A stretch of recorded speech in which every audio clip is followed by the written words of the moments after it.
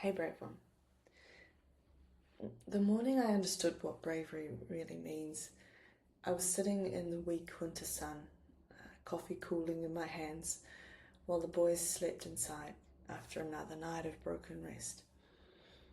I was exhausted in a way that lived inside my bones. The kind that comes from nights spent awake, suspended between grief and fear, and not knowing what the next day might bring. And then in that small patch of sunlight, something settled. A line, a limit, a quiet decision. Enough. I was no longer angry, I was clear. That was the moment I understood what brave enough really means. Not fearless, not dramatic, not heroic.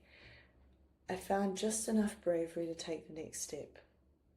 While everything still hurt, while nothing was certain, while part of me was still so afraid and the other part was so very, very tired. Bravery for me meant choosing a life that didn't hurt in the same way anymore. Closing a door even when my hand shook on the handle. And no longer waiting for something to change that I knew deep down never would. That small decision, made in the sun, with a cooling coffee, became the quiet beginning of everything that came next. Not because everything changed immediately, but because I did. Maybe you recognize this moment too. Not the details, but the feeling. The quiet knowing that something has to move, shift, change, and only you can make that happen.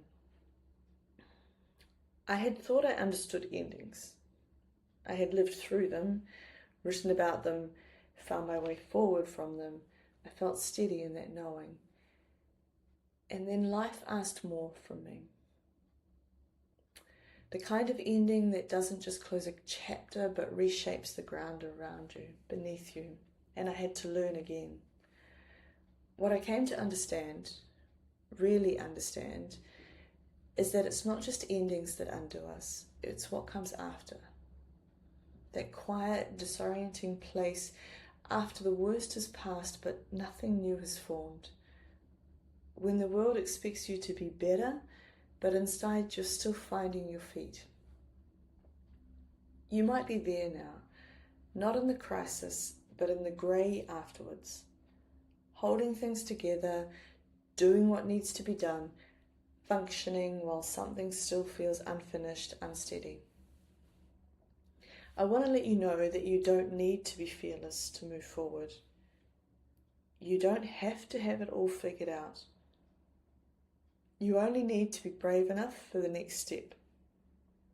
This is why these letters are called letters for the brave, because that is what you are. Because you're still here, still trying, still choosing, still taking steps, even when they are small and uncertain. That's all this work has ever been about.